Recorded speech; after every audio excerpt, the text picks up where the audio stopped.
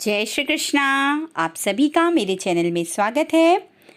वैशाख माह प्रारंभ होते ही उसका स्नान, दान, पुण्य आदि करने के साथ साथ कथाएं भी रोज कही और सुनी जाती है। उन्हीं कथाओं में एक कथा है बांदरी की माला माल करने वाली कहानी। तो आज हम इस वीडियो में सुनने वाले हैं वैशाख माह की बांदरी की कथा। वीडियो शुरू करने से पहले आप सभी से रिक्वेस्ट है, यदि आप मेरे चैनल पर नए हैं और अभी तक आपने मेरे चैनल को सब्सक्राइब नहीं किया है तो प्लीज़ चैनल को सब्सक्राइब करें और साथ ही बेल आइकन को भी प्रेस करें, जिससे आगे आने सभी वीडियो का नोटिफिकेशन आपको समय पर मिलता रहे। तो चलिए शुरू करते हैं। भगवान विष्णु का नाम लेते हुए ओम नमो भगवते वासुदेवाय। और अब सुनते हैं बांदरी की कहानी। एक राजा था, वह वैशाख माह में प्रतिदिन ब्रह्म मुहूर्त में उठकर गंगा जी में स्नान करता था। राजा का आदेश था कि मुझसे पहले गंगा जी में कोई भी स्नान नहीं करेगा। राजा जब गंगा जी में स्नान करने जाते तो उन्हें प्रतिदिन शांत जल के स्थान पर हिलता हुआ हलचल युक्त जल दिखाई देता था। तो राजा को संदेह होता था कि निश्चय ही मुझसे पहले कोई प्रतिदिन गंगा जी में स्नान करता है। अतः राजा ने नदी के तट पर पहरेदार बैठा दिए। गंगा जी के तट पर एक वृक्ष था, उस पर एक बंदरिया रहती थी। वह प्रतिदिन राजा के स्नान करने से पूर्व स्नान करके वृक्ष पर चढ़कर बैठ जाती थी। इस प्रकार होते होते पूरा वैशाख माह व्यतीत हो गया, किंतु अंतिम दिन राजा के पहरेदार ने देख लिया और उस बंदरिया को पकड़कर राजा के पास ले गए और कहा कि यह बंदरिया आपसे पूर्व प्रतिदिन गंगा में स्नान करती है। इधर राजा की प्रतिज्ञा थी कि यदि कोई स्त्री मुझसे पूर्व स्नान करती होगी तो मैं उससे विवाह करूंगा। इसलिए राजा को उस बंदरी के साथ विवाह करना ही पड़ा। वैशाख स्नान के पुण्य से बंदरी के गर्भ ठहर गया। 9 मास पूर्ण होने पर बंदरी ने राजा से पूछा कि शिशु के जन्म के समय मुझे क्या करना चाहिए। तब राजा ने महल में एक घंटी लगवा दी और बंदरी से कहा कि जब तुम्हें दर्द हो तो इसे बजा देना, मैं संपूर्ण प्रबंध कर दूंगा। राजा की अन्य रानियां भी थी जिनकी कोई संतान नहीं थी, अतः बंदरी को गर्भ है यह समाचार जानकर अन्य रानियां मन ही मन उससे ईर्ष्या करने लगी और भावी संतान का नाश करने हेतु विभिन्न योजनाएं बनाने लगी। घंटी लगी देखकर एक रानी ने बंदरी से इसका कारण पूछा। बंदरी ने संपूर्ण वृत्तांत बता दिया। रानी ने उसे बहकाया कि एक बार घंटी बजाकर तो देख कि राजा आते हैं या नहीं। बंदरी ने घंटी बजाई तो राजा दौड़े दौड़े महल में आए और घंटी बजाने का कारण पूछा। इस पर बंदरी ने उत्तर दिया कि मैंने तो रानियों के कहने पर घंटी बजाई थी। तब रानियों ने राजा से कहा कि यह तो पशु है, न जाने कितनी बार घंटी बजाएगी। इस प्रकार कहकर उन्होंने घंटी को हटवा दिया। कुछ दिनों बाद बंदरी के शिशु जन्म का समय आया तो उसने अन्य रानियों से पूछा कि मैं क्या करूं। तब रानियों ने कहा कि तुम आंखों पर पट्टी बांधकर सो जाओ। बंदरी के वैशाख माह के स्नान के पुण्य के प्रताप के रूप में उसे एक सुंदर पुत्र प्राप्त हुआ। शिशु के जन्म होते ही उसके रोने से पूर्व ही रानियों ने उसे एक टोकरी में रखकर दासी को दे दिया और आदेश दिया कि इसे नदी में बहाकर आ जाओ, और इस शिशु के स्थान पर एक पत्थर रख दिया। राजा को भी कहला दिया कि बंदरी ने एक पत्थर को जन्म दिया। राजा ने सुना तो उन्होंने भी संतोष कर लिया कि जब दूसरी रानियों के संतान नहीं तो यह बंदरी है, अर्थात पशु है, इसके क्या संतान होगी। उधर दासी ने उस सुंदर शिशु को नदी में ना बहाकर कुम्हार के खद्दड़ में रख दिया। दूसरे दिन कुम्हार कुम्हारिन खद्दड़ में आए तो वहाँ एक सुंदर शिशु को रोते हुए देखा।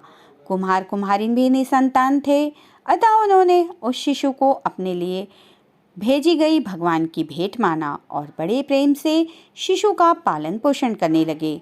कुछ बड़ा होने पर उस बालक को यह ज्ञात हो गया कि वह रानी बंदरी का पुत्र है, जिसको रानियां मरवाना चाहती थी।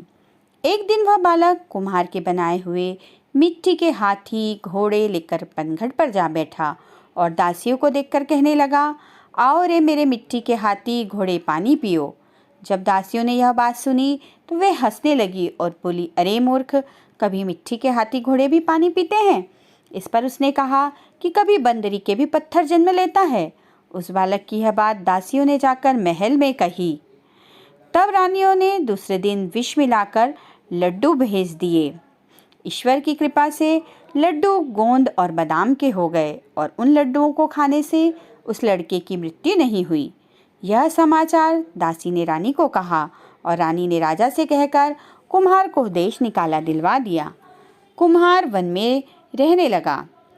तत्पश्चात अगले वर्ष चैत्र माह में माता गणगौरी के पूजन का दिन आया तो वह बंदरी का पुत्र 108 करवे और 108 गोली लेकर तथा घड़े में पानी भरकर बगीचे के बाहर बैठ गया। उधर राजा की ओर साहूकार की पुत्रियां गणगौर बनाने के लिए मिट्टी लेने के लिए आई तथा बगीचे में खेलने और झूला झूलने लगी। इस कारण कुछ समय बाद प्यास लगी। तब उन्होंने उस बंदरी के पुत्र से जल पिलाने के लिए कहा तो उस युवक ने उत्तर दिया कि मेरे पास एक गोली है, उसे खाती जाओ और मेरे चारों ओर फेरे लगाती जाओ जब मैं तुम्हें जल पिलाऊंगा। इस पर पहले तो कन्याओं ने मना किया, किंतु प्यास तीव्र होने के कारण मान गई। इस प्रकार गोली खाने एवं उस युवक के साथ फेरे लेने से वे गर्भवती हो गई। बाद में जब उनके माता पिता को यह वृत्तांत ज्ञात हुआ तो वे सभी कुम्हार के पास गए और संपूर्ण वृत्तांत उसे कह सुनाया। कहा कि तेरे पुत्र ने हमारी इन कन्याओं से विवाह किया है, अब तो इन्हें अपने घर में रख। तब कुम्हार ने निर्धन होने के कारण असमर्थता व्यक्त की तो कन्याओं के माता पिता ने बहुत सा धन देकर अपनी कन्याओं को कुम्हार के घर विदा किया और कुम्हार के घर 108 बहुएं आ गई और कालांतर में उनसे 108 ही पोते हो गए। तत्पश्चात एक दिन कुम्हार के पुत्र ने अपने पिता से कहा कि 108 बहुएं और 108 पोते हैं, अतः अब हम समस्त नगरी को भोजन हेतु निमंत्रण देंगे। कुम्हार ने राजा के महल में भी भोज हेतु बुलावा दिया। राजा के यहाँ से रानी बंदरी के अतिरिक्त सब भोजन हेतु पधारे। तब राजकुमार राजा की आज्ञा लेकर रानी बंदरी को लेने रथ पालकी लेकर गया और लाकर सभा में सबसे ऊंचे स्वर्णासन पर उसे बिठाया। राजकुमार ने अपनी सभी पत्नियों को समझा दिया था कि बंदरी मुझे जन्म देने वाली माता है, अतः एक एक बहू रानी बंदरी के चरण स्पर्श करती गई और एक एक सोने का सिक्का और पोते को गोद में देती गई।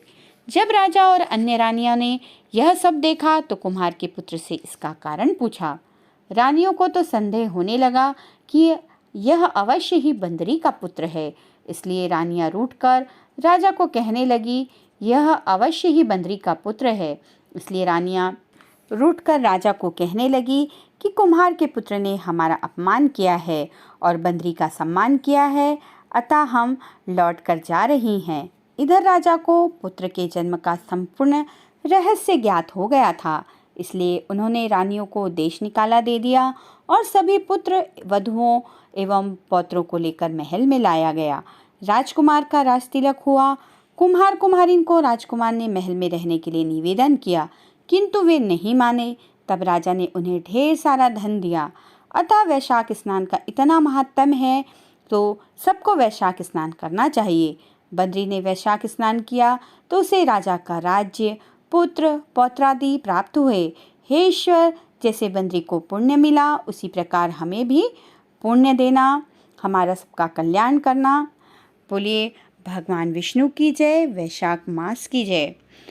उम्मीद करती हूँ यह बांदरी की कथा आप लोगों को अच्छी लगी होगी। वीडियो अच्छा लगे तो प्लीज़ इसे लाइक करें, फ्रेंड्स और फैमिली में शेयर करें। चैनल पर यदि आप नए हैं तो प्लीज़ चैनल को सब्सक्राइब करें और साथ ही बेल आइकन को ज़रूर प्रेस करें, जिससे आगे आने वाले नए वीडियो का नोटिफिकेशन आप तक सबसे पहले पहुँचे।